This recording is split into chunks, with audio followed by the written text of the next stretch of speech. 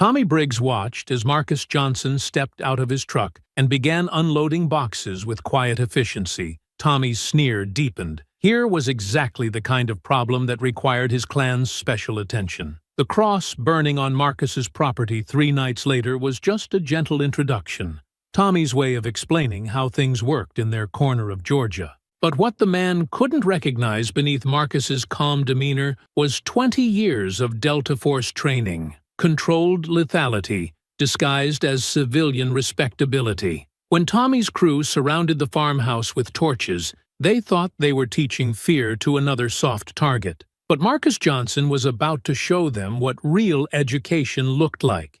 Before we go any further, comment where in the world you are watching from, and make sure to subscribe, because tomorrow's story is one you don't want to miss. The gravel crunched under Marcus Johnson's boots as he stepped out of his black pickup truck, surveying the 47 acres that now belonged to him.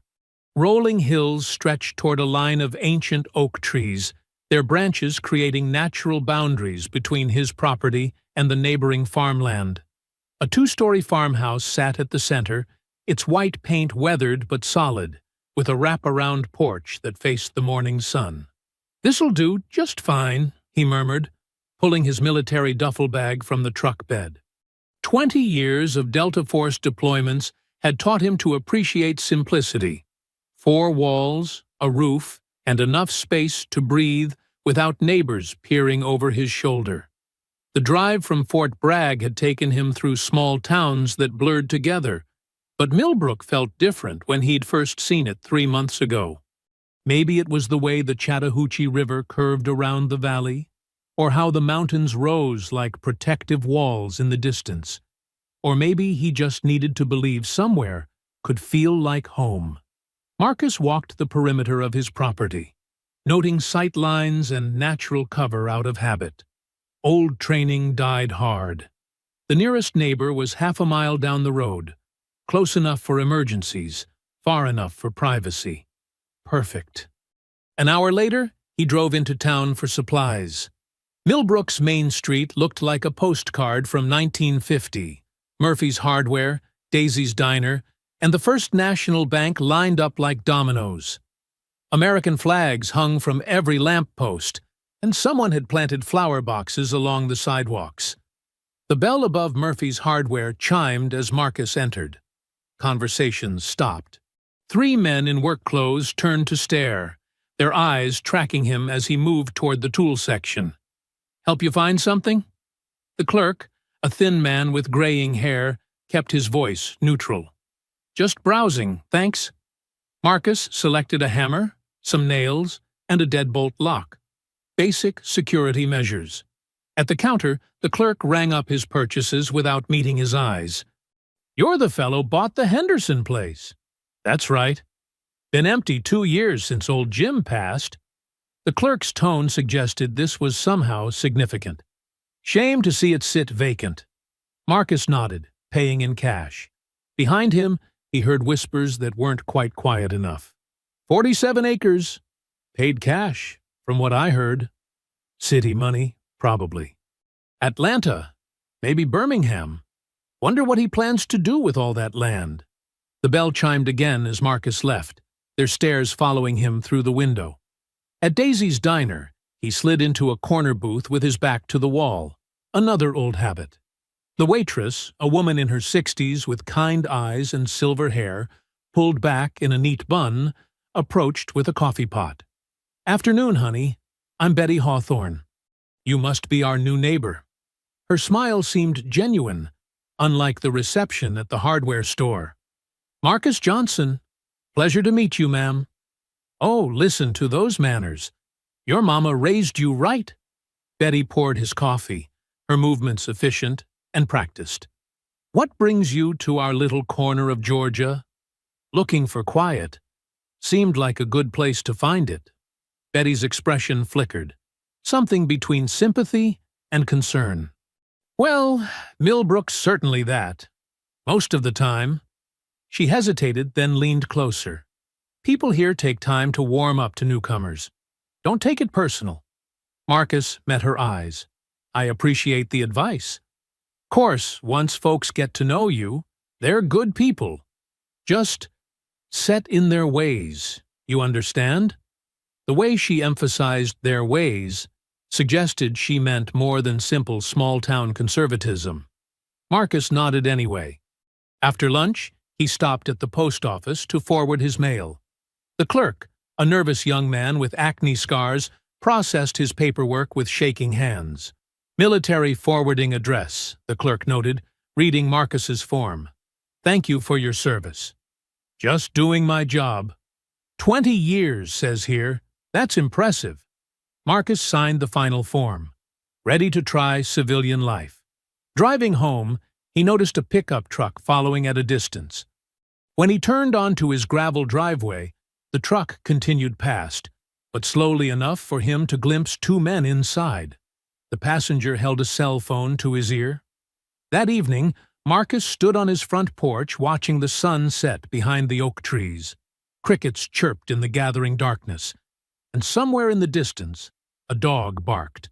The peace he'd been seeking felt within reach. From the tree line, a camera lens caught the dying light as it focused on his silhouette. Marcus remained unaware, lost in thoughts of the quiet life he planned to build, while in the shadows, other plans were already taking shape. Marcus established his routine within the first week. Dawn workouts in his backyard, followed by property maintenance and trips to town for supplies. He kept interactions brief but polite, nodding to neighbors who bothered to acknowledge him. Most didn't. The farmhouse needed work. Loose boards on the porch, a leaky faucet in the kitchen, windows that stuck from years of humidity. Marcus welcomed the physical labor. It kept his hands busy, and his mind focused on something besides the weight of civilian life. On Thursday morning, he was replacing rotted porch planks when Deputy Jake Morrison's patrol car pulled into his driveway. The young officer stepped out, adjusting his duty belt nervously. "Morning, Mr. Johnson. I'm Deputy Morrison. Just wanted to introduce myself. Make sure you're settling in okay." Marcus set down his hammer. "Appreciate you stopping by, Deputy." "Everything's fine." "Good, good." Morrison glanced around the property, taking in the neat stacks of lumber and tools. "Doing some renovations?" "Place needs some work. Nothing major." Morrison kicked at the gravel with his boot. "Look, Mr. Johnson, I know folks here can seem standoffish at first. It's nothing personal. Just takes time for people to get comfortable with change." The careful way he chose his words suggested this wasn't a casual visit. "I understand, Deputy. I'm not looking for trouble." "I'm sure you're not. Just, if anything does come up, anything at all, you call me directly." Morrison handed him a business card with his personal cell number written on the back. Day or night. After the deputy left, Marcus studied the card. In his experience, when law enforcement preemptively offered help, it meant they expected you'd need it. That same evening, 8 miles across town, Tommy Briggs slammed his beer bottle on the scarred wooden table. The abandoned barn that served as their meeting place reeked of old hay and motor oil, lit by camping lanterns that cast dancing shadows on the walls. 47 acres, Tommy spat. Right in the heart of our county. And nobody thought to tell me about it until after the deed was signed. "Tommy, calm down," said Ray Peters, a rail-thin man with yellowed teeth. "Maybe he's just passing through. Lot of folks buy property and never do nothing with it. You see his truck? His clothes? This ain't some weekend warrior playing farmer." Tommy's voice rose with each word. "This is somebody with money. Somebody with plans." Frank Miller shifted uncomfortably on his folding chair. At 52, the bank president looked out of place among the others in his pressed khakis and polo shirt. "I'm sure we're getting worked up over nothing. One man can't change." "One man can change everything." Tommy's fist hit the table again. "That's how it starts. First one, then his family, then his friends. Before you know it, we got a whole different kind of neighborhood." "What you suggesting we do about it?" asked Carl Dixon, a mechanic who worked at the Ford dealership. His hands were still stained black despite scrubbing. Tommy stood, pacing the length of the barn. "I'm suggesting we make our position clear. Let him know he ain't welcome. Give him a chance to reconsider his investment." Frank cleared his throat. "Tommy, we need to be careful. We can't afford attention from outside authorities. My position at the bank, your position at the bank is exactly why we can afford to take action." Tommy's eyes glittered in the lantern light. "You think I don't know where our funding comes from? You want to keep playing dress-up in your fancy office, pretending you ain't one of us?" Frank's face reddened. "I've supported this organization for 15 years. Don't question my commitment. Then prove it. We need to send a message before this Johnson fellow gets too comfortable." Ray Peters leaned forward. "What kind of message?" Tommy smiled, and the expression transformed his weathered face into something predatory. "The kind that's been effective for generations. Start small. Let him know he's being watched. Then escalate until he gets the picture." "And if he doesn't get the picture?" Carl asked. "Then we make it clearer." Frank stood abruptly. "I need to get home. My wife's expecting me." "Course she is," Tommy said. "You go on back to your comfortable life, Frank. Just remember, that comfort depends on keeping certain kinds of people in their place." After Frank left, the remaining men huddled closer. Tommy outlined his plan in hushed tones, their voices mixing with the night sounds outside the barn. Owls hooted in the darkness, and somewhere in the distance, a train whistle echoed across the valley. None of them noticed the slight figure watching from behind the grain silo. Betty Hawthorne, who'd come looking for her escaped cat, and found something much more troubling. The next morning, Marcus discovered the first sign. A wooden cross, barely 2 feet tall, had been planted in his front yard overnight. It hadn't been burned, but the message was clear enough. He pulled it from the ground and examined the construction. Amateur, but deliberate. Someone wanted him to know he was being watched. Marcus carried the cross to his workshop and set it on the workbench. 20 years of military service had taught him to recognize escalation patterns. This was step 1 in someone's playbook. He opened his laptop and began typing notes in a secure document. Date, time, description of incident, potential suspects based on yesterday's observations in town. Old habits from intelligence gathering in hostile territories. Document everything. Trust nothing to memory. Prepare for what comes next. Outside, a pickup truck drove slowly past his driveway for the 3rd time that morning. Marcus noted the license plate and added it to his file. The game had begun, though his opponents didn't yet realize they were playing against someone who'd spent 2 decades mastering it. Over the next 2 weeks, the harassment escalated with methodical precision. Marcus's mailbox was knocked over twice, requiring him to reset it in concrete. His truck tires were slashed while he shopped for groceries, forcing him to call a tow truck and endure the knowing looks of townspeople who gathered to watch. The phone calls started on a Tuesday. Heavy breathing, racial slurs, and threats delivered in disguised voices at all hours. Marcus documented each incident with military precision, but he didn't report them. Deputy Morrison drove by more frequently, slowing as he passed the property, his expression troubled. On Friday afternoon, Marcus needed supplies from Murphy's Hardware, replacement hinges for his front door, and a new deadbolt. The same thin clerk from his first visit rang up his purchases with nervous efficiency. "Having security issues?" the clerk asked, eyeing the heavy-duty lock. "Just being cautious." As Marcus headed for the door, a heavy-set man in work clothes blocked his path. The man's face was flushed red, whether from anger or alcohol wasn't clear. "You're the one bought the Henderson place," the man said. It wasn't a question. "That's right." Marcus kept his voice neutral, recognizing the confrontational stance. "Tommy Briggs." The man didn't extend his hand. Been hearing a lot about you around town. All good things, I hope. Tommy's laugh was harsh. Depends on your perspective. See, some folks think you made a mistake coming here. Think maybe you'd be happier somewhere else. I'm plenty happy where I am. Are you now? Tommy stepped closer, and Marcus caught the smell of beer and tobacco. Funny thing about happiness. It can disappear real quick when you ain't where you belong. The hardware store had gone quiet. Other customers pretended to browse while straining to listen. The clerk had stopped pretending to work entirely. Where exactly do you think I belong? Marcus asked. Atlanta, Birmingham, Detroit, plenty of places more, suitable for your kind. Marcus felt the familiar calm that came before violence, blood pressure dropping, vision sharpening, time slowing.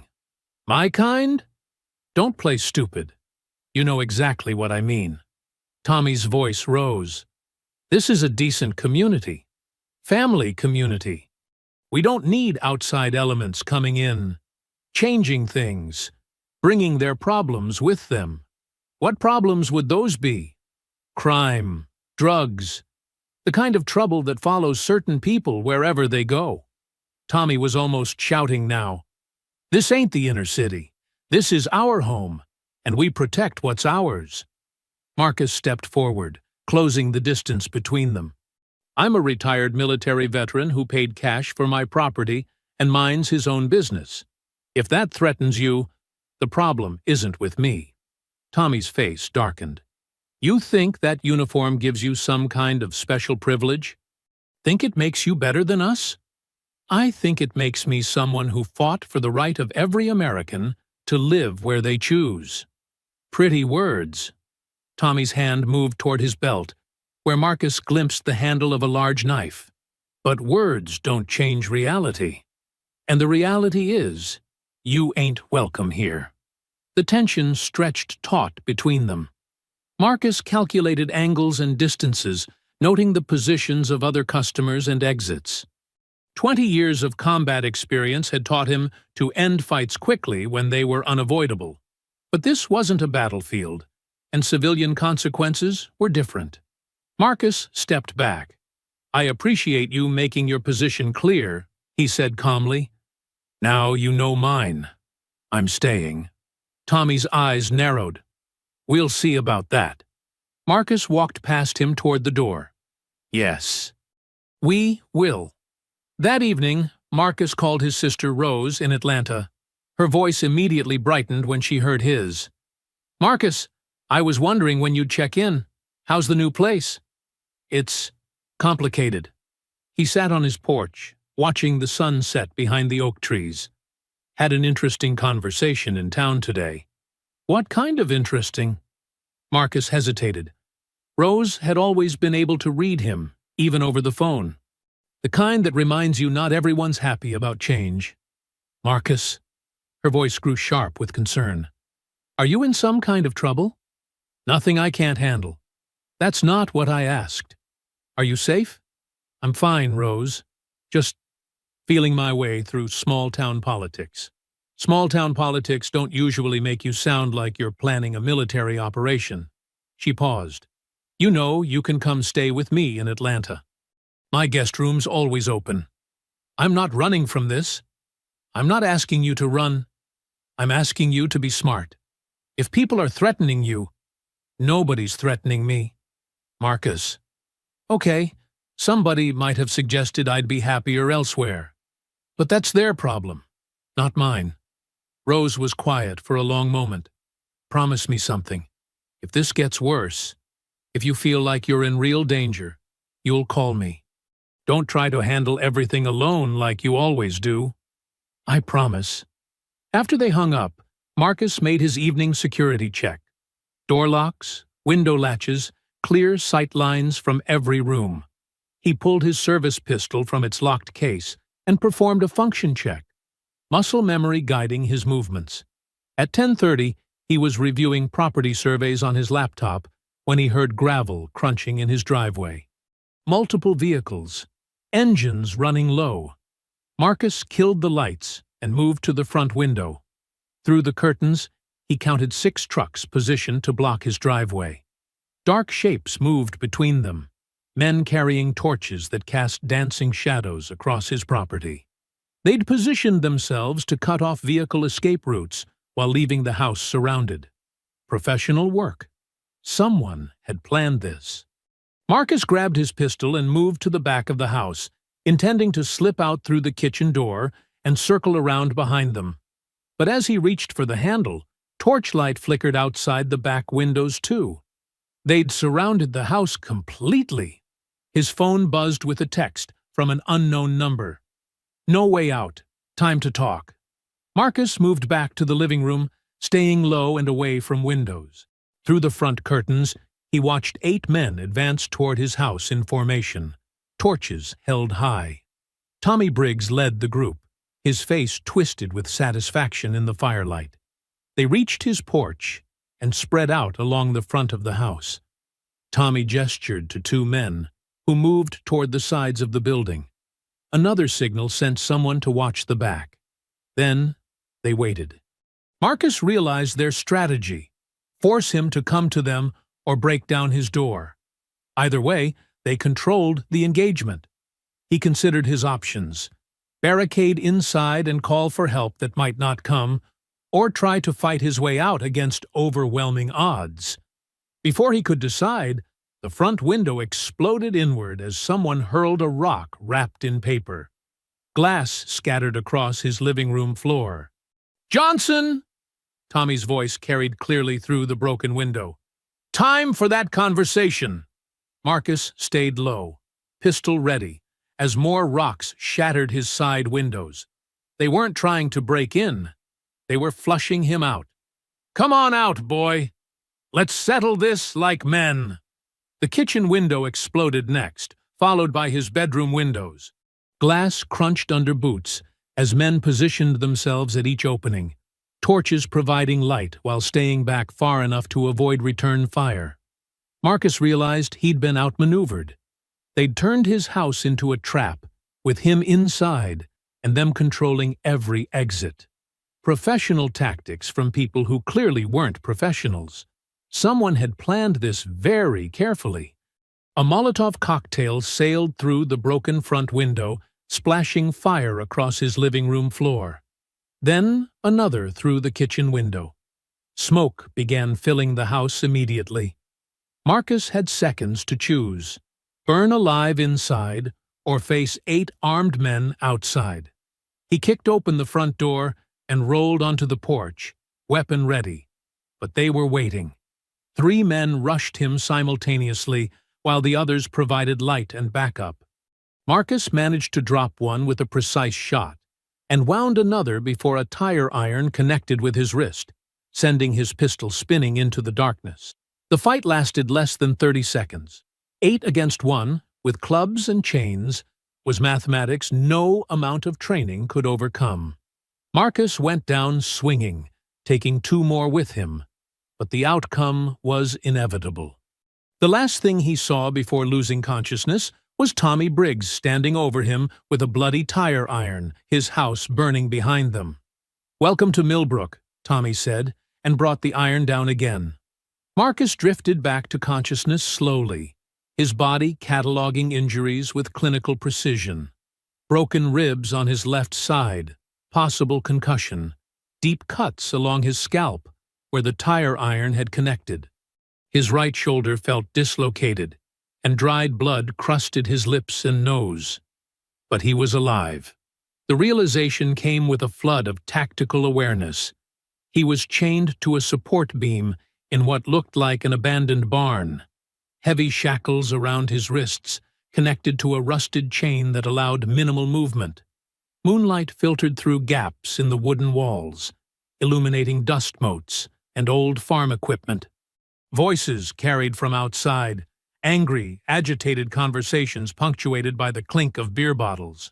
"Should have finished it at his house," someone was saying. Carl Dixon, the mechanic. "Tommy wanted him to suffer first," came Ray Peters' nasal reply. "Make an example." "Well, where the hell is Tommy? Been 2 hours since he went to get Frank." Marcus tested his restraints carefully. keeping his movements minimal. The chains were old but solid, the beam behind him thick and deeply rooted. His captors had secured him properly. These weren't amateurs playing at intimidation anymore. The barn door creaked open, and Tommy Briggs entered with Frank Miller in tow. Frank looked pale and shaken, his banker's composure completely shattered. "Jesus Christ, Tommy. This has gone too far," Frank whispered, staring at Marcus with horror. "We're talking about kidnapping now. Federal charges. We're talking about sending a message that needed sending 20 years ago," Tommy snapped. "You want to back out now, after your money bought the gasoline that burned his house? I never agreed to this. To torture." Tommy backhanded Frank across the face, the sound echoing in the barn. "You agreed the moment you wrote the first check. You think you can play dress-up in your fancy bank, pretending you ain't part of this? You're in it now, whether you like it or not." Marcus watched Frank crumble, saw the exact moment the banker realized he'd crossed a line he couldn't uncross. The transformation from reluctant supporter to active participant. He'd seen it before in combat zones. Fear made men do things they never thought possible. "Look who's awake," Tommy said, noticing Marcus's open eyes. "Good. I was worried we'd hit you too hard." "Not hard enough, apparently," Marcus replied, his voice steady despite the pain. Tommy laughed. "Still got fight in you. I like that. Makes this more interesting. What exactly is this?" "Education." Tommy pulled a folding chair closer and sat down facing Marcus. "See, you came to our town thinking you could just take what you wanted. Our land, our way of life. But everything has a price. I paid the asking price, in cash. Money ain't the only currency that matters." Tommy leaned forward. "Some things got to be earned. Respect, belonging, the right to call a place home." Marcus tested the chains again, subtly checking for weak points. The beam behind him was solid oak, probably a century old. The shackles were modern, heavy-duty restraints that someone had acquired specifically for this purpose. "So, what's the lesson?" Marcus asked. "Simple. You leave Millbrook tonight, never come back, and we let you drive away. Stay. And—" Tommy gestured around the barn. "Well, accidents happen, especially to outsiders who don't know the local hazards. And if I agree to leave, then you sign over the deed to your property. Frank here will handle the paperwork, and we give you a 10-minute head start before we call it in as a home invasion gone wrong. Your body burned up in the fire. Real tragedy." Frank made a choking sound. "Tommy, you can't be serious. This is murder. This is survival." Tommy's voice carried a dangerous edge. "You think this stops with one man? You think if we let him stay, others won't follow? In 5 years, our children won't recognize their own hometown." Marcus watched the dynamics between them, noting how fear and guilt warped their decision-making. Frank was the weak link, a man who'd funded extremism from the safety of his office, but couldn't stomach the reality of violence. Tommy was the true believer, convinced his cause justified any action. "What's it gonna be, Johnson?" Tommy asked. "Easy way or hard way?" "I need time to think." Tommy's laugh was harsh. "Time's up. Frank, get those papers ready." As Frank fumbled with a briefcase, his hands shaking, Marcus made his move. 20 years of escape and evasion training had taught him that restraints were only as strong as their weakest component, and that component was usually human error.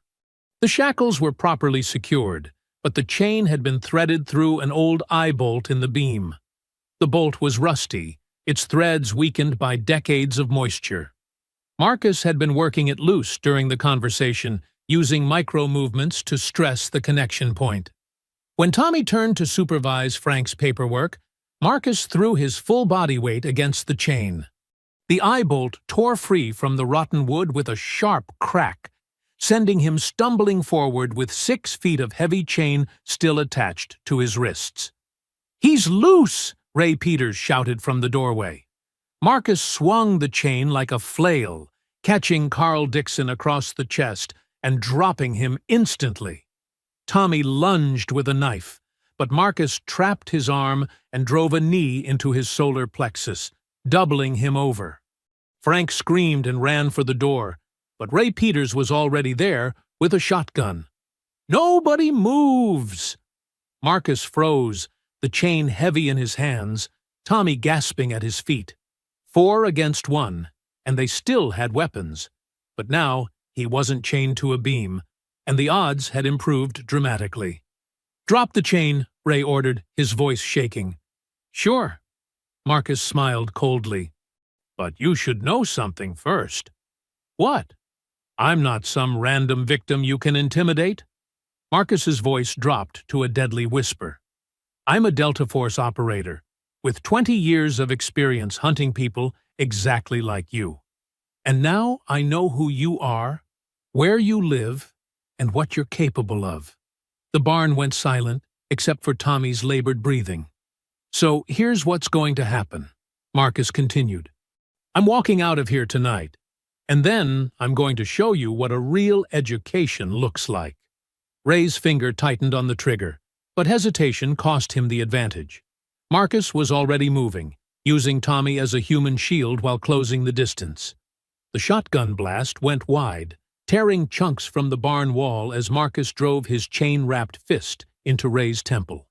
The fight lasted 30 seconds. When it ended, 4 men lay unconscious in the dirt, and Marcus stood alone in the moonlight, still wearing shackles, but no longer anyone's prisoner. He picked up Ray's shotgun and Frank's briefcase, then walked into the night. Behind him, the barn held the evidence of their conspiracy, and 4 men who had no idea what they'd unleashed. The hunter had become the hunted, and the real education was about to begin. Marcus spent the first hour after his escape removing the shackles with tools stolen from the barn's workshop. His military training had included escape and evasion techniques, but more importantly, it had taught him patience. Rushing led to mistakes, and mistakes got people killed. By dawn, he'd established a temporary base in an abandoned hunting cabin 3 miles from his burned property.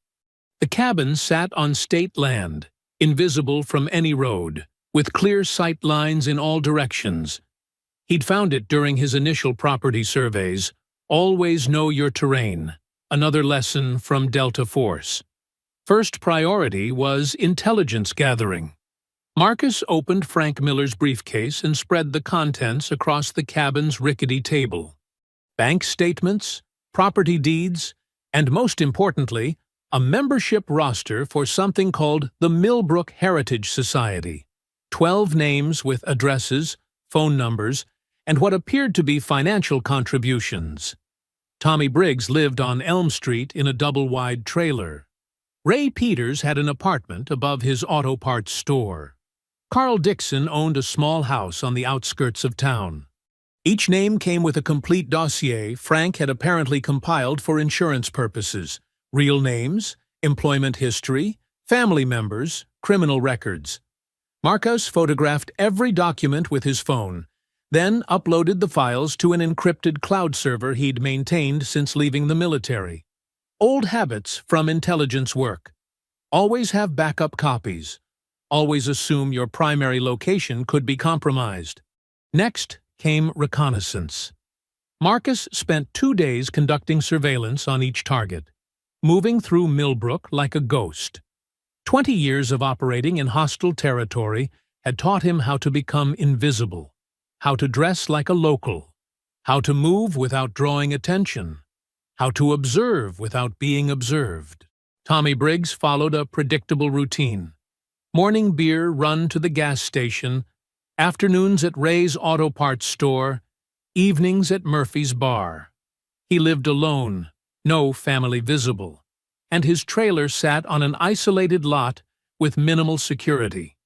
Ray Peters opened his store at 8 every morning and closed at 6. He lived upstairs, alone, except for weekend visits from his ex-wife's children. The building was old, with poor locks and multiple access points. Carl Dixon worked irregular hours at the Ford dealership, but spent most evenings at home with his wife and teenage daughter. His house had a security system. Marcus noted the company stickers on the windows, but the installation looked amateur. Meanwhile, across town, Tommy Briggs was discovering that his problems had multiplied overnight. He sat in Ray's auto parts store, nursing a beer and a splitting headache, while the other surviving members of their group tried to process what had happened. "He's military," Carl said for the 5th time, ice pack pressed against his bruised ribs. "Real military, not weekend warrior stuff." "We knew that already," Tommy snapped. "Don't make him Superman." "Superman don't break out of chains and drop 4 armed men in 30 seconds, Ray muttered, his left eye swollen shut. Frank Miller hadn't spoken since they'd regrouped that morning. He sat hunched in a corner chair, staring at his hands like they belonged to someone else. "Frank," Tommy's voice carried a dangerous edge. "You still with us?" Frank looked up slowly. "My briefcase is gone. Everything was in there. Names, addresses, financial records. So what? Ain't nothing illegal about a heritage society. The bank records show payments to you, Tommy. Payments for activities. If those get to the wrong people, they won't." Tommy stood up, pacing the cramped office. "Because we're gonna find this Johnson character and finish what we started." "Find him where?" Carl demanded. "His house burned down. His trucks impounded. Far as anyone knows, he's dead or gone." "He ain't dead, and he ain't gone. He's still here, somewhere, planning God knows what." Tommy's paranoia was growing by the hour, probably watching us right now. The men instinctively glanced toward the windows, but the afternoon sun turned the glass into mirrors, showing only their own worried faces. "Maybe we should call this off," Ray suggested. "Cut our losses. Lay low for a while." Tommy whirled on him. "Call it off? You think he's gonna call it off? You think he's gonna forget what happened and move on with his life? What's he gonna do? He's one man with military training and a grudge." Tommy's voice rose. "One man who knows who we are and where we live. One man who just proved he can get out of any trap we set." Frank finally spoke, his voice barely a whisper. "We should have left him alone." Tommy backhanded him across the mouth. "Too late for should-haves. We're in this now, all of us. Either we finish it, or he finishes us." That evening, Marcus put his plan into motion. His first target was Ray Peters, who lived above his auto parts store in what amounted to a furnished apartment. The building was old brick, with a fire escape that hadn't been maintained in decades. Marcus waited until midnight, then climbed to the second-floor window. The lock was a joke. A simple latch he opened with a credit card. Ray slept in the front bedroom, snoring loudly enough to mask any sounds.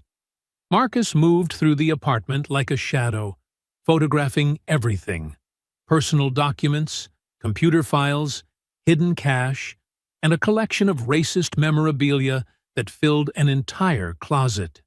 But more importantly, he found Ray's address book, handwritten names and phone numbers that included contacts outside Millbrook. This wasn't just a local hate group. They had connections. Marcus planted 3 listening devices in strategic locations, then left as silently as he'd arrived. Ray never stirred. The next night, he hit Carl Dixon's house. The security system was even easier to bypass than Marcus had expected. A basic setup with obvious blind spots and predictable wiring. Carl's home office contained a treasure trove of information: correspondence with other supremacist groups, weapons purchase receipts, and photographs from rallies across the Southeast. Marcus copied everything to portable drives, then planted surveillance equipment throughout the house. Carl's wife and daughter were innocent. Their bedrooms remained untouched. But Carl himself had just become an open book. Tommy Briggs would be more challenging. His trailer sat on an isolated lot with clear sight lines in all directions, and Tommy was paranoid enough to vary his routine. Marcus spent 3 nights studying the location before making his move. When he finally entered the trailer, he found a virtual armory: assault rifles, ammunition, homemade explosives, and detailed plans for attacks on what Tommy called integration targets: black families, liberal churches, Jewish businesses. The scope of their ambitions was far broader than Marcus had realized. But the most valuable discovery was Tommy's communications with Frank Miller. Text messages and emails revealing the full extent of the bank president's involvement, including financial transfers that violated multiple federal banking laws. Marcus photographed everything, planted his devices, and added one personal touch: a single surveillance photo of Tommy sleeping, placed on his nightstand where he'd see it first thing in the morning. The message was clear: I can reach you anywhere, anytime. By week's end, Marcus had transformed from victim to predator. 4 listening devices fed him real-time intelligence about his enemy's movements, fears, and plans. Hidden cameras provided visual confirmation of their activities. And most importantly, he had enough documented evidence to destroy them through legal channels. But Marcus wasn't interested in legal channels right now. They'd crossed a line when they burned his house and chained him in that barn. Now he was going to teach them what real fear felt like. The education was just beginning. Marcus executed his plan in one decisive night. While the Heritage Society members slept, he systematically dismantled their entire operation. Ray Peters's weapons cache disappeared from his basement, every rifle, handgun, and box of ammunition vanishing without a trace. Carl Dixon's truck was stripped to its frame in his own driveway, valuable parts removed with surgical precision. Tommy's trailer was cleaned out of anything remotely illegal, leaving behind only photographic evidence of what had been there. But the real devastation came at Frank Miller's bank. Using access codes Marcus had obtained during his reconnaissance, he downloaded 5 years of financial records, transaction logs, and private communications that documented every illegal funding transfer to Tommy's group. By dawn, Marcus had enough evidence to destroy all 4 men through legal channels.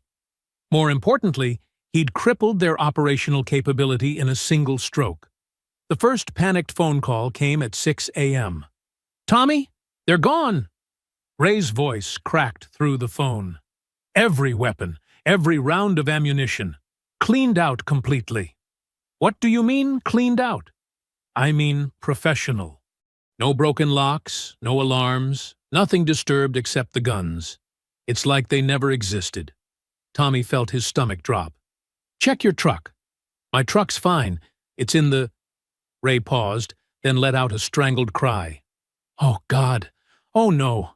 Carl's truck! Look outside!" Tommy peered through his trailer window at Carl Dixon's house across the lot. Where Carl's pickup had been parked sat a bare chassis, stripped of engine, transmission, wheels, even the seats. The shell looked like a mechanical skeleton bleached clean by scavengers. "He hit all of us," Tommy whispered. "Same night, same operation." By noon, the full scope of their losses became clear. Frank Miller had discovered the banking breach and was hyperventilating in his office, staring at computer logs that showed massive data transfers he hadn't authorized. 5 years of records, Frank gasped into his phone. Transaction histories, personal communications, everything. He got it all. "How?" Tommy demanded. "I don't know how. The logs show it came from my terminal, during business hours, but I was in meetings. It's impossible." Tommy's paranoia crystallized into rage. "Nothing's impossible for this guy. We've been playing defense while he runs circles around us. Tommy, if this information gets to federal authorities, then we're all dead men. Prison at minimum. Probably federal charges for domestic terrorism." Tommy's voice turned deadly calm. "Which means we got nothing left to lose." Carl Dixon arrived at Tommy's trailer 20 minutes later, his face pale with shock. My neighbor's asking questions about the truck. Says he heard machinery running around 3 a.m. but figured it was road construction. Road construction that strips a vehicle to its frame? Ray laughed bitterly. This Johnson character's got military training, professional equipment, and he's making us look like amateurs. Because we are amateurs, Frank said, appearing in the doorway. His usually immaculate appearance was disheveled, his banker's composure completely shattered. We're shopkeepers and mechanics playing soldier games against someone who actually was a soldier. Tommy backhanded Frank across the mouth. Shut up! Just shut up. No, I won't shut up. Frank wiped blood from his lip. This has gone beyond anything I signed up for, beyond anything rational. We need to cut our losses and what? Run? Hide? Hope he doesn't turn over that evidence to the FBI? Tommy's voice rose to a shout. You think he's just gonna forget what we did? Move on with his life? The trailer fell silent except for the hum of the air conditioner. Ray finally spoke. What are you suggesting? I'm suggesting we stop reacting and start acting. Stop letting him dictate the terms. Tommy pulled out a detailed map of the county. He's got to be somewhere local. Can't have gone far without transportation. And he's been too active to be operating from outside the area. You want to hunt him? Carl's voice carried a note of hysteria. Hunt a Delta Force operator? That's suicide. Maybe. But it's better than waiting for the FBI to kick down our doors. Tommy spread the map on his kitchen table. He burned his house, his truck's impounded. So where's he staying? Motel? Rental property? Camping somewhere? Frank shook his head. This is insane. We should be hiring lawyers, not planning some kind of military operation. With what money? You think your bank's going to keep employing you once this hits the news? You think any of us are going to have normal lives after this? The reality of their situation settled over them like a shroud. Their leader was right. There was no going back, no returning to their previous lives. Marcus Johnson had systematically destroyed their organization, their security, and their futures in a single night. So what's the plan? Ray asked quietly. Tommy traced roads on the map with his finger. We know his patterns. He's been watching us, which means he's got to be within surveillance range, probably using the state forest for cover. Plenty of abandoned hunting cabins up there. And when we find him? Tommy's smile was cold and final. Then we finish what we started in that barn. Except this time, we don't take prisoners. Carl swallowed hard. Tommy, if we do this, if we actually kill him, we're already murderers in the eyes of the law. Kidnapping, assault, arson. We crossed that line days ago. Tommy folded the map.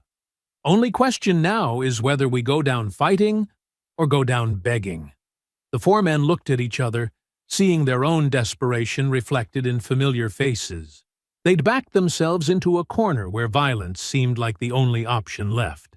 It was exactly what Marcus had wanted them to think.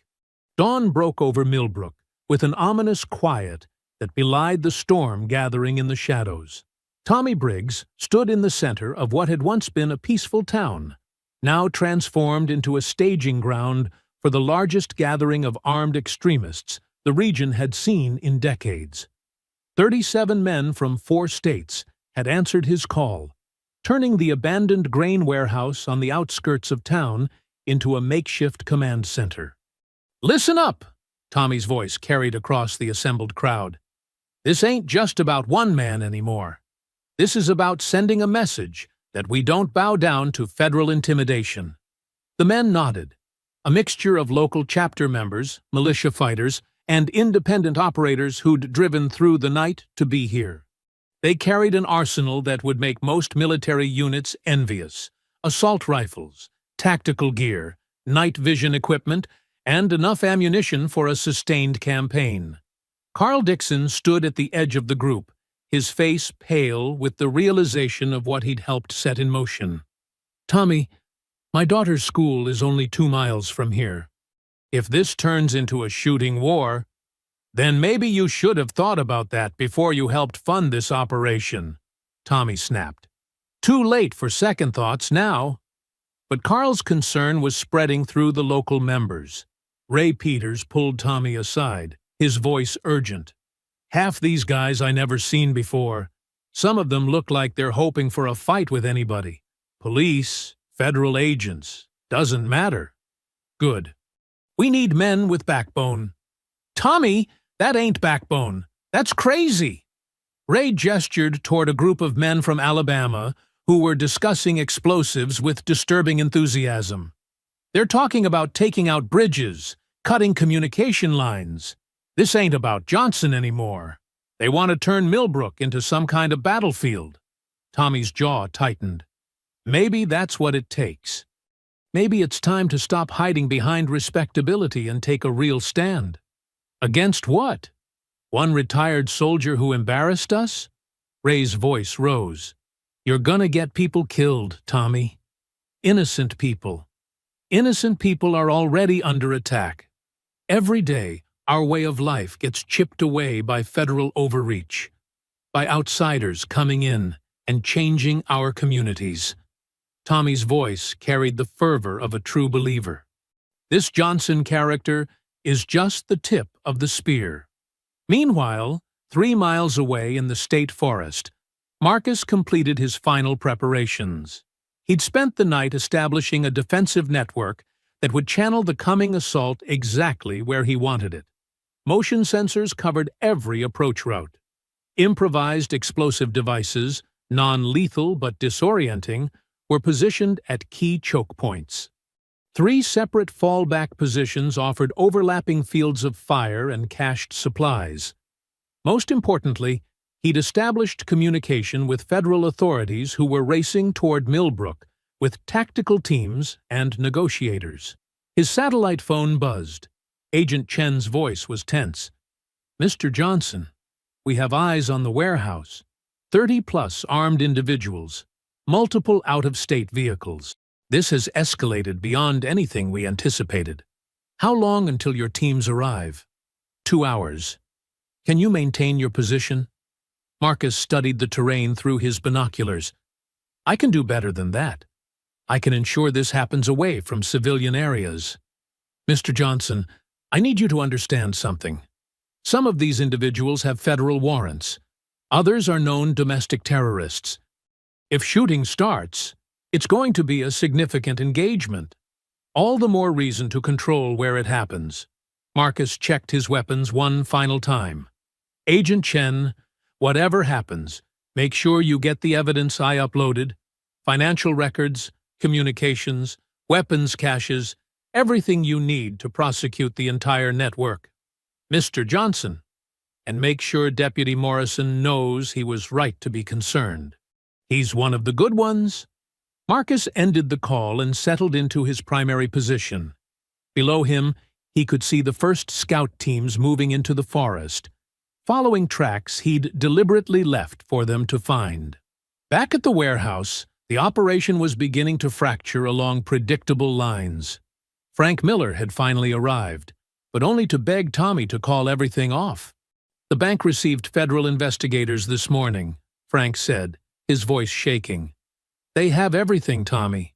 Every transaction, every communication. It's over. Nothing's over until we say it's over. Tommy grabbed Frank by the shirt. You started this when you wrote the first check. You don't get to walk away now. I never agreed to this, to armed confrontation with federal agents. Frank's composure finally cracked completely. People are going to die, Tommy. Probably us. Then we die fighting instead of rotting in federal prison. Tommy shoved Frank away. You want to run? Go ahead. But you'll be running for the rest of your life. Frank looked around the warehouse at the assembled men, faces hard with ideology and the anticipation of violence. Some were local, neighbors he'd known for years. Others were strangers who'd driven hundreds of miles for the chance to fight what they saw as government tyranny. This isn't what we started, Frank whispered. "This is exactly what we started," Tommy replied. "We just didn't have the courage to admit it." Carl Dixon overheard the exchange and felt something break inside him. His daughter Sarah would be getting out of school in 6 hours. His wife Mary was at work at the grocery store, completely unaware that their quiet town had become a powder keg. "I'm out," Carl announced loudly enough for everyone to hear. "My family doesn't deserve this." Several of the local men looked uncomfortable, but the out-of-state fighters just laughed. "Family man's getting cold feet," called out someone from the Tennessee group. "Maybe he should stay home with the women and children." Carl's face flushed red, but he held his ground. "My daughter matters more than your cause. Your daughter's gonna grow up in a country you won't recognize if we don't take a stand now," Tommy said. "But go ahead. Run home. Hide behind your family while other men do what needs doing." The psychological pressure was working exactly as Tommy intended. Shame and peer pressure had kept these men in line for years, and he wasn't about to let them desert now when everything was on the line. But cracks were forming in the foundation of his command. Local men were having second thoughts, while outside agitators pushed for maximum violence. The coalition was unstable, held together only by momentum and Tommy's force of personality. Marcus watched through his scopes as the first teams entered the forest. They moved with reasonable tactical discipline, but they were operating in unfamiliar terrain against an opponent who'd spent days preparing the battlefield. The education was about to reach its final lesson. The assault began at dawn with Tommy's voice crackling over borrowed military radios. "All teams, this is command. Target is located somewhere in grid section Alpha 7. We sweep north to south. No gaps, no mercy." Marcus watched through his scope as 37 armed men spread across the forest in a loose skirmish line. They moved with surprising discipline for civilians, but they were entering terrain he'd spent days preparing. Motion sensors fed him real-time data on their positions, while hidden cameras showed him their faces. Some determined, others clearly nervous about what they'd signed up for. The first explosion came 20 minutes into their advance. A triggered charge sent dirt and debris skyward, more sound than fury, but enough to scatter the eastern flank and announce that their prey wasn't running. "Contact front," someone screamed over the radio. "IED detonation. No casualties, but we're taking fire." Marcus wasn't shooting yet. That was just panicked imagination. But panic was exactly what he wanted. Let them waste ammunition on shadows while he controlled the tempo. Tommy's voice cut through the radio chatter. "Calm down. It's one man with some homemade bombs. Stay in formation and keep moving." But formation was already breaking down as teams sought cover from an enemy they couldn't see.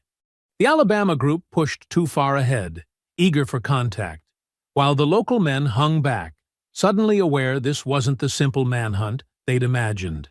Marcus triggered his second charge as the lead team passed through a natural choke point between two ridges.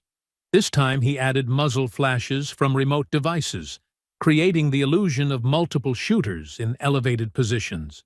"Multiple contacts, high ground east and west." The radio exploded with overlapping reports. "We're caught in a crossfire." "Negative! Negative!" Tommy's voice carried strain now. "Maintain discipline. He's using tricks to make you think there's more of them." But his men were already diving for cover, returning fire at empty positions, while Marcus watched from 600 yards away through his rifle scope. He had a clear shot at Tommy, could end this with one squeeze of the trigger. But that would make him a murderer instead of a defender. And these men needed to face justice in a courtroom, not a grave. Marcus keyed his own radio, broadcasting on their frequency. "This is Marcus Johnson. You're outnumbered, outgunned, and in way over your heads. Last chance to surrender." The response was immediate and predictable, a storm of gunfire directed at nothing. Marcus smiled grimly. They'd just revealed their positions and wasted ammunition on empty forest. Meanwhile, back at the warehouse command post, Frank Miller monitored the radio traffic with growing horror. What had started as a simple manhunt was degenerating into a running firefight with a trained operator who seemed to be everywhere at once. "Tommy, call them back," Frank pleaded into his radio. "This is madness. He's picking them apart." "Shut up, Frank. We got him pinned down." "Pinned down? He's running circles around them." "Listen to your own radio traffic." Carl Dixon stood beside Frank, his face pale as he heard his neighbors and friends shouting panicked reports over the airwaves. "Ray's team is scattered. The Alabama boys are lost. And that's just the first 20 minutes. "They'll regroup," Frank said, but his voice lacked conviction. "Will they? Or will they just keep charging into traps until somebody gets killed?" The question hung in the air as another explosion echoed across the forest, followed by more confused radio chatter about multiple contacts and sophisticated defensive positions. Deep in the woods, Marcus executed his fighting withdrawal exactly as planned. The assault teams were spread thin, confused, and increasingly desperate to make contact with an enemy who refused to stand and fight. He triggered his third charge as the Tennessee group tried to flank his supposed position, then moved to his second prepared fighting position 500 yards to the north. The motion sensors showed him the enemy's attempts at coordination, but their unfamiliarity with the terrain was working against them. "He's moving north!" Tommy's voice carried new urgency. "Teams 4 and 5, intercept. Don't let him reach the logging road." Marcus smiled. The logging road was exactly where he wanted them. A kill zone he'd prepared with overlapping fields of fire and no cover. But first, he needed to draw them in completely. He fired 3 aimed shots at the pursuing teams, not to hit, but to herd them toward the ambush site. The bullets cracked past close enough to send men diving for cover and screaming coordinates into their radios. "Contact north! He's running for the road. All teams converge on grid Alpha 9. We got him trapped." Marcus watched through his scope as teams abandoned their careful search pattern and rushed toward the logging road, exactly as he'd hoped. Tactical discipline collapsed as individual groups raced to be the first to engage, creating gaps in their formation and eliminating their numerical advantage. The first team to reach the logging road consisted of 3 men from the local chapter: Ray Peters, Carl Dixon's neighbor, and a kid who couldn't be more than 19. They approached the road cautiously, weapons ready, unaware they were walking into a prepared ambush site. Marcus had no desire to kill these men, but he needed them neutralized. He triggered a flash bang device hidden in the roadside brush, then followed up with precise shots that sent them scrambling for cover behind inadequate trees. "We're pinned down! Need backup! He's got the road covered!" More teams rushed to their aid, abandoning their search patterns to reinforce what they thought was a decisive engagement. Within minutes, 25 armed men were clustered along a quarter-mile stretch of logging road, presenting Marcus with exactly the target he'd been engineering. He keyed his radio again. "Tommy, you listening?" "I'm listening. You federal piece of—" "Look at your tactical situation. 25 men bunched up on a single road. No cover, no coordination. I've got overlapping fields of fire from elevated positions they can't even see." Silence on the radio as Tommy processed this information. "Here's what's going to happen," Marcus continued. "Your men are going to drop their weapons and surrender.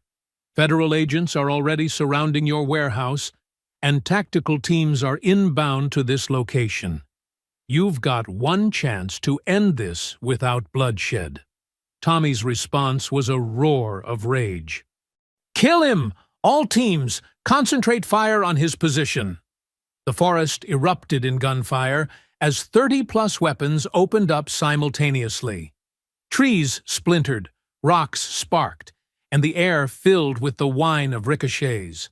But Marcus was already gone, moving to his final fallback position while his enemies wasted ammunition on empty ground. The tactical situation was developing exactly as he'd planned. The enemy was confused, scattered, and increasingly desperate. Soon, they'd make the fatal mistake that would allow federal authorities to end this with overwhelming force. Marcus checked his watch. Federal tactical teams would arrive in 90 minutes. All he had to do was stay alive that long while keeping 37 armed extremists contained in the kill zone he'd created. The real fight was just beginning. Marcus reached his final defensive position as the sound of helicopters echoed across the valley. Federal tactical teams were arriving exactly on schedule, but Tommy's men were too committed to their assault to notice the changing tactical situation. "All teams, push forward!" Tommy's voice crackled over the radio, desperation bleeding through his attempted authority. "He's running out of tricks. We got him cornered." But Marcus wasn't cornered. He was exactly where he wanted to be. His final position commanded the entire logging road area where the extremists had clustered, while offering multiple escape routes should the situation deteriorate further. More importantly, it placed him between the armed groups and the town of Millbrook, ensuring any federal intervention would occur in the forest rather than near civilian populations. Marcus keyed his radio one final time. "Tommy, this is your last warning. Federal tactical teams are deploying around your position. Surrender now or face the consequences." "Federal teams?" Ray Peters's voice broke through the static, high with panic. "Tommy, he's telling the truth. I can hear helicopters." "It's a bluff," Tommy screamed back. "Keep moving. We finish this now." But the sound of rotors was unmistakable, growing louder by the minute. Several of the local men began to waver, looking skyward with growing alarm. "Tommy!" Carl Dixon's voice came through clearly. "My daughter gets out of school in 4 hours. I ain't dying in these woods for your crusade." "You already made your choice, Carl." "We all did." "No, you made it for us." Ray Peters joined the rebellion. "This was supposed to be about protecting our community, not starting a war with federal agents." Marcus watched through his scope as the assault force began to fracture. Half the men were still pushing forward, driven by ideology or momentum, while others hesitated or actively retreated. The cohesion Tommy had built was collapsing under pressure. During a field 3 miles away, at the warehouse command post, Frank Miller heard the approaching helicopters and made his decision. He walked outside with his hands raised, cell phone in one hand, white handkerchief in the other. "This is Frank Miller," he shouted toward the sky. "I'm surrendering. I have information about the armed group in the forest." 2 FBI helicopters circled the warehouse, while tactical vehicles approached from multiple directions. Frank had never been so grateful to see federal agents in his life. Agent Chen's voice came through a bullhorn. "Mr. Miller, remain in position with your hands visible. We're securing the area." Within minutes, Frank found himself in the back of an FBI command vehicle, spilling everything he knew about Tommy's operation, the financial networks, and the current tactical situation in the forest. 37 armed individuals, Agent Chen confirmed. From multiple states? At least that many. Tommy called everyone. Militias, chapters from Alabama and Tennessee, independent operators. They've got military weapons, tactical gear, the works. Agent Chen studied satellite imagery on her laptop. And Mr. Johnson is somewhere in this forest area, engaging this force alone? He lured them in deliberately, said something about controlling where the confrontation happened, keeping it away from town. Frank's voice shook. "Agent Chen, some of those men are looking for a fight with federal agents. They think this is the start of some kind of revolution. We're aware of the tactical situation, Mr. Miller. Right now, we need you to help us identify individuals so we can determine threat levels and negotiate surrenders." Back in the forest, the situation was reaching its critical point. Marcus could see federal tactical teams moving into position on the ridges surrounding the logging road area. Professional soldiers with advanced equipment, night vision, and overwhelming firepower advantage. The extremists were now trapped in a tactical box with no good options. Some realized this and were trying to surrender. Others, driven by ideology or desperation, prepared to fight federal agents. Tommy's voice cut through the radio chatter, filled with the fervor of a true believer. "This is it. This is what we've been preparing for. The federal government has finally shown its true face." "Tommy, shut up!" Ray Peters was openly panicking now. "They got us surrounded. We got families to think about. Your families will thank you for taking a stand, for showing them what real Americans do when tyranny comes to their door." Marcus made a tactical decision. Tommy was the key. Remove his leadership, and the remaining men would likely surrender rather than face federal tactical teams in a hopeless fight. He adjusted his rifle scope, acquiring a clear sight picture of Tommy's position. Not a killing shot, a precise wound that would incapacitate without causing death. Marcus had the skills for such precision, even at this range. But before he could fire, Tommy made the decision for him. "Johnson!" Tommy's voice carried across the forest without radio assistance. "You hear me out there? You want to end this? Come face me like a man. Single combat. Winner takes all." The forest went quiet, except for the distant sound of helicopters.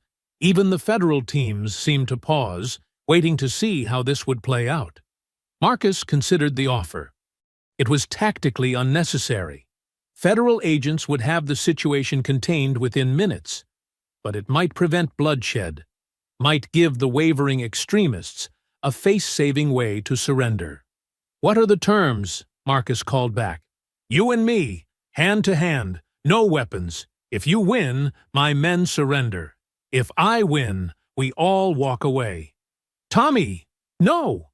Ray Peters' voice cracked. "This ain't some movie. Just surrender." But Tommy was beyond reason now, driven by desperation and the need to salvage something from the disaster his leadership had created. Marcus stood up from his concealed position, rifle slung across his back. "Federal agents, hold positions. I'm going to end this." Agent Chen's voice came through his earpiece. "Mr. Johnson, do not engage. We have the situation contained." "Agent Chen, 37 desperate men with military weapons are a major threat to your tactical teams. Let me end this without a firefight." Marcus walked down from his position, hands visible, moving toward the clearing where Tommy waited. Around them, armed men on both sides held their fire, understanding that the next few minutes would determine whether this ended with handcuffs or body bags. Tommy emerged from cover, his face twisted with rage and something approaching madness. 20 years I've been waiting for this moment. 20 years of watching our country get destroyed by people like you. It doesn't have to end this way, Tommy. Your men have families. They don't need to die for your cause." "My cause?" Tommy laughed bitterly. "My cause is the same cause my grandfather fought for. Keeping our communities safe from outsiders who want to change everything we built." They circled each other in the clearing, two men representing everything the other despised. Around them, weapons remained trained, but fingers stayed off triggers. "Last chance," Marcus said quietly. "Call it off. Let your men go home to their families." Tommy's answer was a wild charge, fists swinging with desperate fury. But desperation was no match for 20 years of military training. Marcus sidestepped, caught Tommy's arm, and drove him to the ground with clinical efficiency. It was over in seconds. Tommy lay unconscious in the dirt, while his followers stared in stunned silence. "It's finished," Marcus announced to the forest. "Drop your weapons and surrender. No one else has to get hurt." One by one, rifles hit the ground, as men raised their hands. The great assault had ended not with a climactic battle, but with the simple reality that they'd been outmatched from the beginning. Federal agents moved in to secure the scene, and Marcus finally allowed himself to breathe. The immediate aftermath unfolded with the efficiency of a well-orchestrated federal operation. Marcus watched from the edge of the clearing as 37 men were processed, searched, and loaded into transport vehicles. Some went quietly, shoulders slumped in defeat. Others maintained defiant postures even in handcuffs, still believing their cause justified the violence they'd attempted. Agent Chen approached Marcus as the last of the prisoners was secured. "Mr. Johnson, we need a full debrief. What you've accomplished here, single-handedly dismantling a regional domestic terror network, it's unprecedented." "I didn't do it single-handedly," Marcus replied, watching Tommy Briggs being helped into a medical vehicle. "They did most of the work themselves. I just gave them enough rope. The evidence you provided is extraordinary. Financial records, communications, weapons caches, coordination between multiple hate groups across 4 states. The Justice Department is calling this the most significant domestic terrorism prosecution in the Southeast in 2 decades. Marcus nodded, but his attention was elsewhere. Deputy Jake Morrison was making his way through the federal agents, his young face serious with purpose. "Mr. Johnson," Morrison extended his hand, "I owe you an apology. I knew something was wrong, but I didn't have the courage to act on it. You tried to help. That's more than most people would do. It wasn't enough. I let fear of local politics override my duty to protect innocent people." Morrison's voice carried genuine remorse. "Tommy and his group have been intimidating folks for years. I always told myself it was just talk, just bluster. Now you know better." "Yes, sir. And I promise you, nothing like this will happen in Millbrook again." "Not on my watch." Agent Chen interrupted their conversation. "Mr. Johnson, there's something else we need to discuss. The scope of this conspiracy extends far beyond what happened here today." She led him to the FBI command vehicle, where laptops displayed organizational charts and communication networks that spanned multiple states. "Using the intelligence you gathered, we've identified cells in Tennessee, Alabama, North Carolina, and South Carolina. All connected, all coordinating activities. Coordinated how? Funding, weapons transfers, shared training facilities, even personnel exchanges. What you uncovered here was part of a much larger network." Agent Chen's expression was grim. "Mr. Johnson, these people had plans. Not just local intimidation. They were preparing for what they called regional actions against minority communities, Jewish targets, and federal facilities." Marcus studied the charts, recognizing some names from documents he'd photographed in Tommy's trailer. Timeline? Based on their communications, they were planning to escalate activities over the next 6 months. Starting with what happened to you, then expanding to systematic intimidation campaigns across multiple counties. But now their entire network is compromised. Arrests are being coordinated across 4 states as we speak. By tonight, we'll have rolled up the largest domestic terror conspiracy in the region's history. The magnitude of what had been prevented was staggering. Marcus thought about all the families who would never know how close they'd come to being targeted. All the communities that would remain safe because one night of violence had been answered with systematic justice. Meanwhile, in the Millbrook town square, Betty Hawthorne stood among a small crowd of residents who'd gathered to watch the federal operation unfold. News trucks were arriving from Atlanta and Birmingham, drawn by reports of a major domestic terrorism arrest. "Betty, did you know?" asked Martha Phillips, who ran the flower shop. "About Tommy and his group?" Betty considered her answer carefully.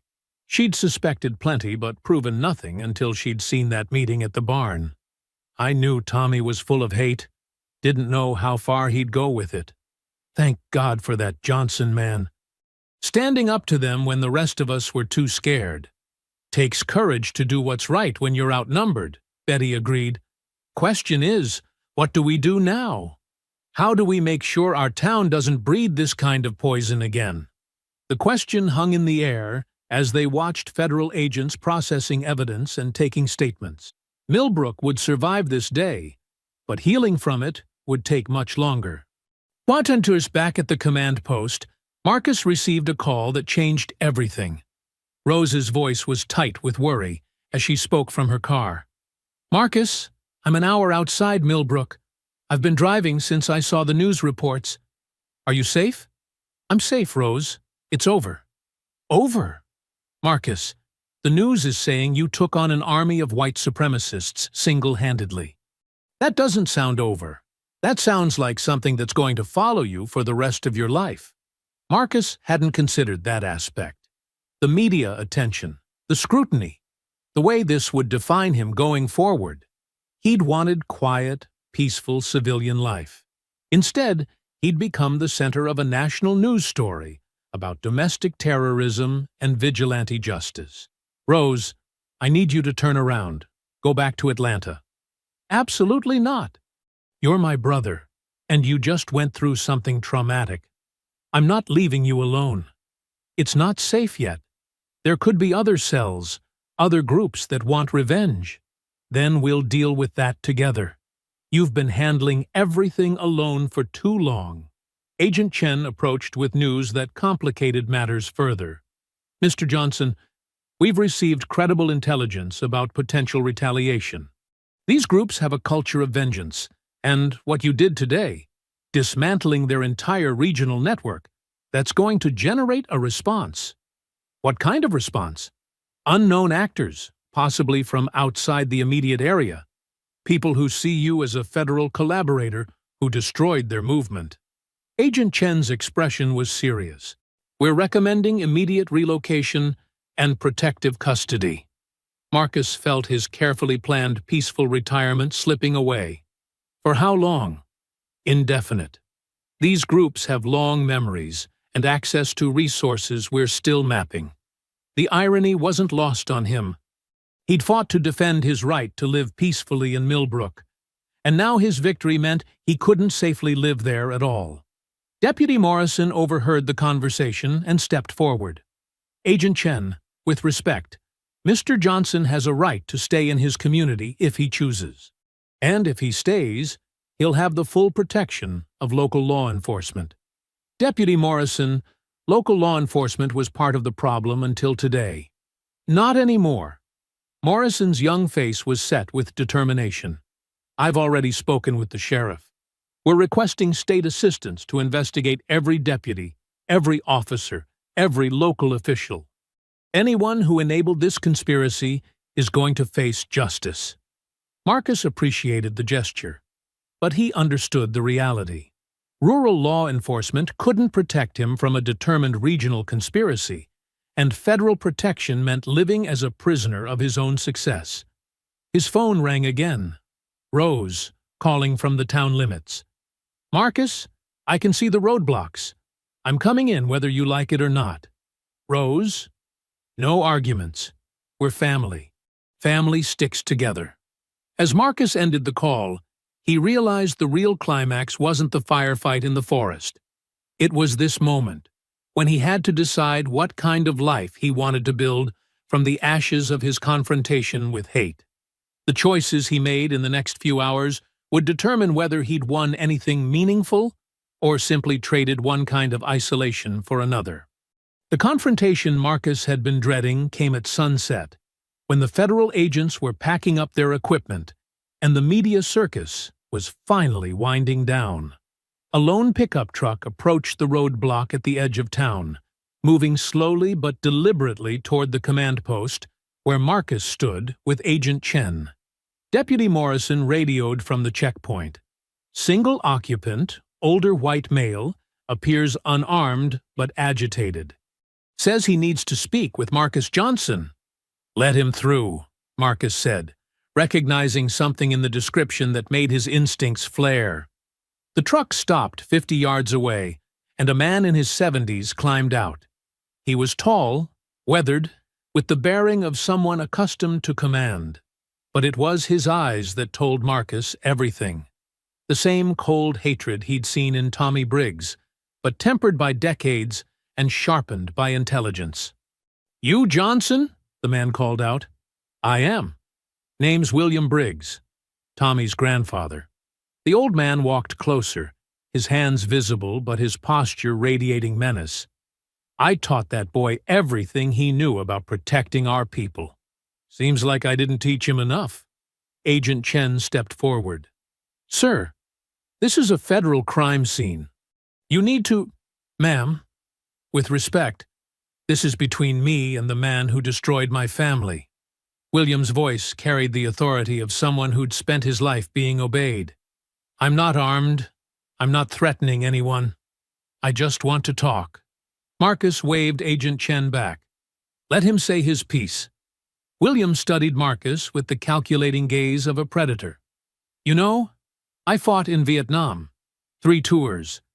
Saw plenty of soldiers who thought they were hot stuff because they could handle themselves in a firefight. This isn't about military service. No, it's about understanding your place in the world." William's voice hardened. "Tommy made mistakes. I'll grant you that. Got emotional. Got sloppy. But his heart was in the right place. His heart was full of hate. His heart was full of love. Love for his community, his heritage, his people." William stepped closer. "You can't understand that, can you? What it means to watch everything your family built get torn down by outsiders?" Marcus felt the familiar calm that preceded violence. "I understand what it means to fight for something worth protecting." "Do you?" "Because from where I stand, you just helped the federal government destroy a group of men who were trying to preserve their way of life. Their way of life included burning crosses and beating people unconscious." William's laugh was bitter. "You think this started with Tommy? You think this is about one group in one small town? Boy, you have no idea what you've unleashed." Agent Chen was moving closer, hand near her weapon, but Marcus gestured for her to stay back. This conversation needed to happen. "What are you really here to say, Mr. Briggs?" "I'm here to tell you that Tommy was just one branch on a very old tree. Cut off one branch, 2 more grow back. You think arresting 37 men is going to change anything?" William's eyes glittered with something approaching satisfaction. "All you've done is prove that we were right to prepare for war. There is no war. There's just a handful of bitter old men who can't accept that the world has moved on." "Has it?" William pulled out his cell phone, showing Marcus a series of text messages. 43 different cells across 7 states, all asking how they can help Tommy's family. All wanting to know who was responsible for exposing their operation. Marcus read the messages, recognizing the language of coordinated resistance. This wasn't just idle threats. It was the mobilization of a network far larger than anything they'd uncovered today. "You see, Mr. Johnson, Tommy was emotional. I'm not. Tommy acted locally. I think regionally. Tommy got caught because he let anger cloud his judgment." William's smile was cold and calculating. "I've been planning for 50 years. Agent Chen finally intervened. "Mr. Briggs, you're describing conspiracy to commit domestic terrorism. I strongly advise." "I'm describing the inevitable response to federal overreach." William cut her off. "You think you won something here today? You've just painted a target on every federal agent, every collaborator, every race traitor who helped you." Marcus felt the pieces clicking into place. Tommy hadn't been the real leader. He'd been the visible figurehead, while his grandfather pulled strings from the shadows. The old man had sacrificed his grandson and the entire local operation to test federal response capabilities and identify weaknesses. "You set Tommy up," Marcus realized. "You let him get exposed so you could see how we'd respond." Tommy was always expendable. He served his purpose. William's admission was delivered without emotion. Now I know exactly what you're capable of, exactly how the federal response works, exactly what mistakes to avoid next time. There won't be a next time. Oh, there will be. Because you made one critical error, Mr. Johnson. William's voice dropped to a whisper. You assumed this was about territory, about keeping outsiders away from one small town. But this was never about Millbrook. What was it about? Recruitment, radicalization, proof that the federal government will use overwhelming force against white Americans who dare to organize. William gestured toward the federal vehicles, the helicopters, the massive law enforcement response. Do you have any idea how this looks to sympathizers across the region? How many fence-sitters you just pushed into our camp? The old man was right, and Marcus knew it. The dramatic federal response, while necessary, would be spun as government tyranny by every extremist group in the Southeast. The propaganda value was immense. But more than that, William continued, you've given me something even more valuable. You've given me you. What do you mean? Marcus Johnson, the federal collaborator who destroyed a patriot organization and killed white men who were defending their community. William's smile was triumphant. You're going to be our poster child, Mr. Johnson. The face of federal oppression. Every recruitment video, every propaganda piece, every call to arms will feature your story. Agent Chen stepped forward. Mr. Briggs, you're under arrest for conspiracy to… On what evidence? Everything I've said is protected speech. William raised his hands in mock surrender. I haven't threatened anyone, haven't broken any laws. I'm just a grieving grandfather sharing his perspective on current events. Marcus realized the trap they'd walked into. William Briggs wasn't just a regional organizer. He was a strategist who'd turned their victory into a recruitment tool for his cause. Every arrest today would generate sympathy. Every federal agent involved would become a target. Every tactical success would be reframed as government oppression. You're going to spend the rest of your life looking over your shoulder, William said to Marcus. Not because of any specific threat, but because you've become a symbol. And symbols have a way of attracting attention from people who take their ideology very seriously. Is that a threat? It's a prediction. Based on 50 years of watching how these things develop. William turned toward his truck. Enjoy your federal protection, Mr. Johnson. You're going to need it. As the old man drove away, Marcus felt the weight of incomplete victory settling on his shoulders.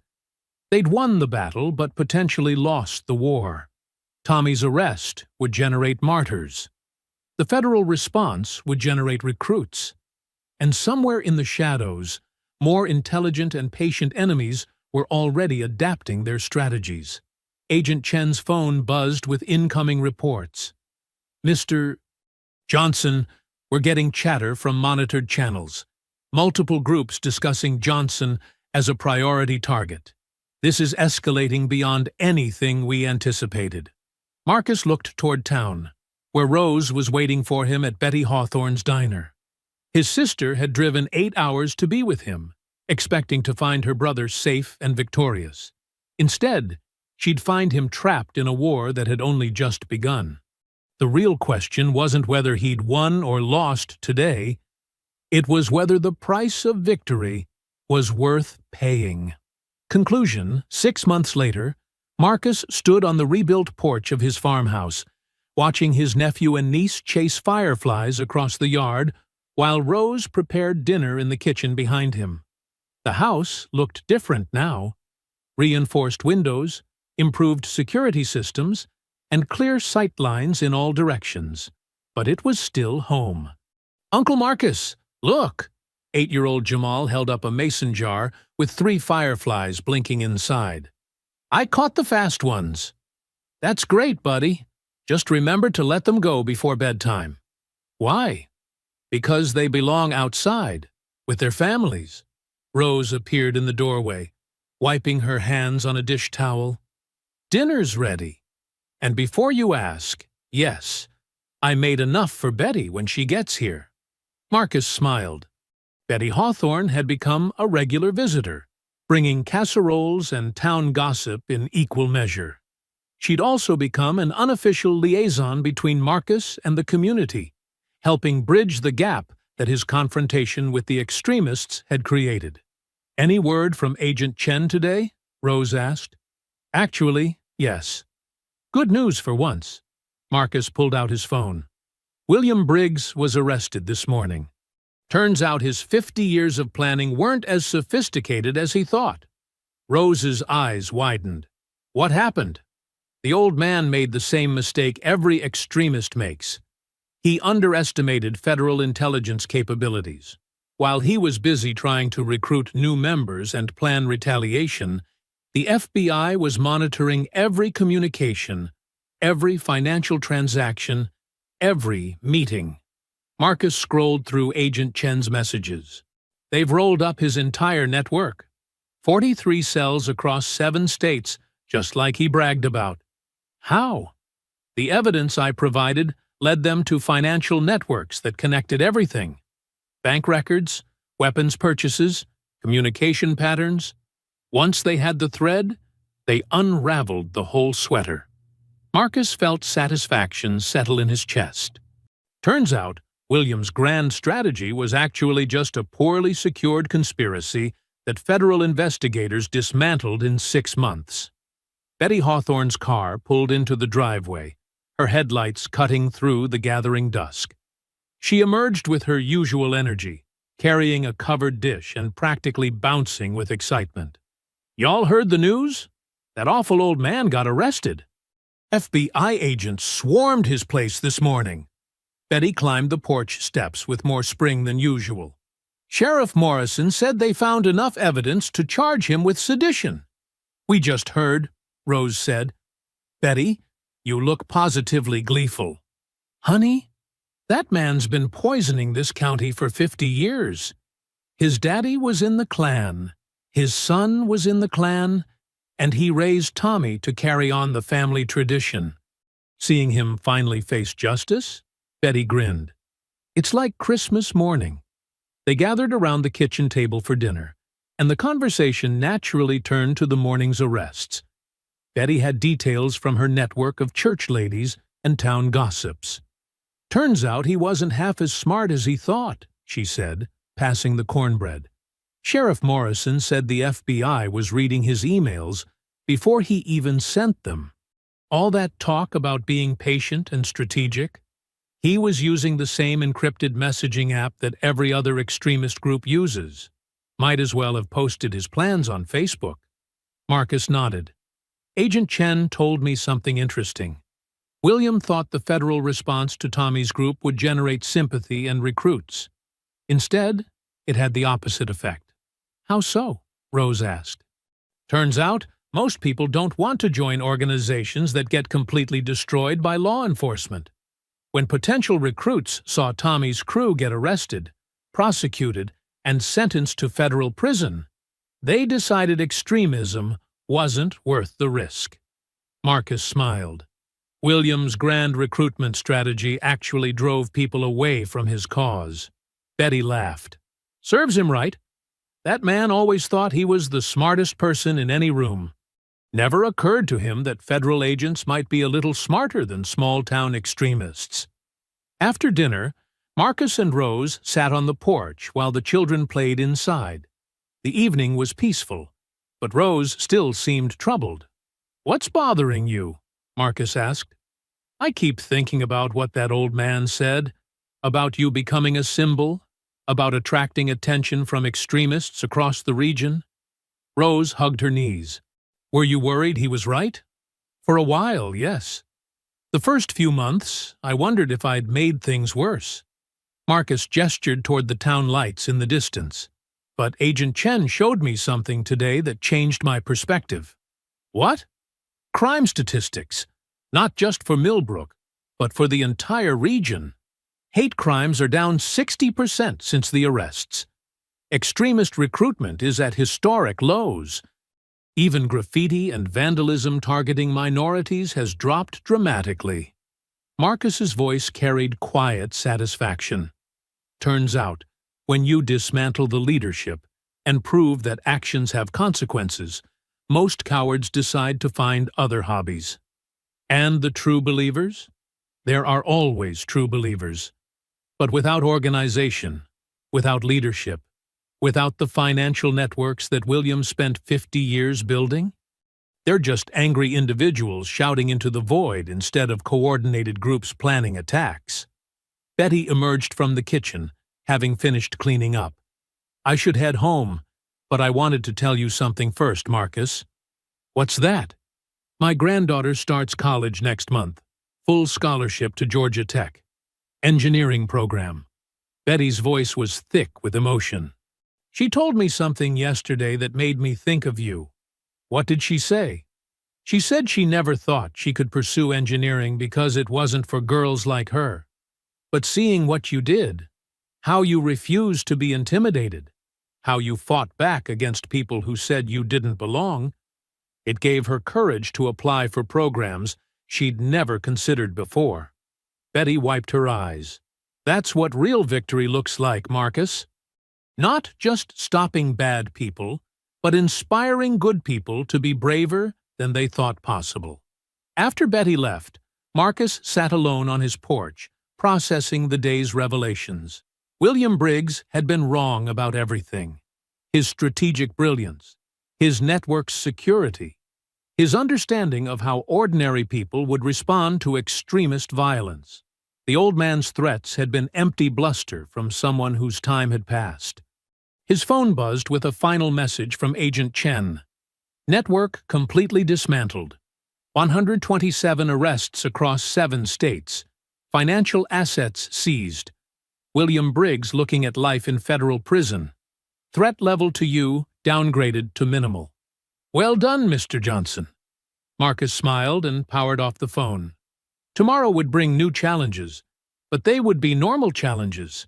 Home repairs, family visits, community involvement. The existential threat that had hung over Millbrook for decades was finally gone. In the distance, a train whistle echoed across the valley. The same sound that had welcomed Marcus to Millbrook 8 months ago. But everything else had changed. The town had been tested and emerged stronger. The community had faced its demons and chosen a better path. And Marcus had found something he'd never expected to find in civilian life: purpose, family, and genuine peace. The fireflies his nephew had caught earlier blinked in their jar on the porch rail, and Marcus quietly opened the lid, watching them drift away into the darkness to rejoin their families. Some things belonged outside, in the light, where everyone could see them. And some old lies finally died when exposed to the truth. I hope you enjoyed that story. Please like the video and subscribe so that you do not miss out on the next one. In the meantime, I have handpicked 2 stories for you that I think you will enjoy. Have a great day.